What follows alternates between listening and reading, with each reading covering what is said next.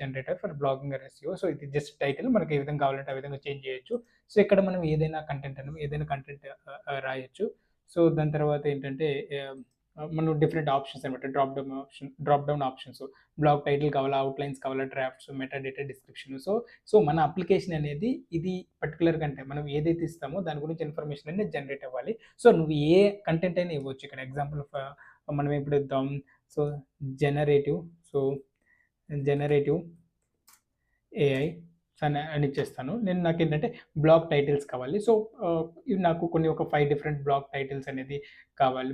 Blog titles కావాలి. So just generate content కొట్టగానే so ఇది కంటెంట్ అనేది జనరేట్ అవ్వాలి. ఇక్కడ చూడండి. సో ఇప్పుడు ఈ బేస్ చేసుకొని ఆటోమేటిక్‌గా ఏమంటుందంటే పైథాన్‌లో మనం ఈ జెమినీ ఏపీఎస్ యూజ్ చేసాం ఇక్కడ.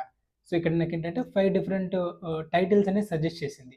సో నీ అప్లికేషన్ అనేది 5 డిఫరెంట్ టైటిల్స్ సజెస్ట్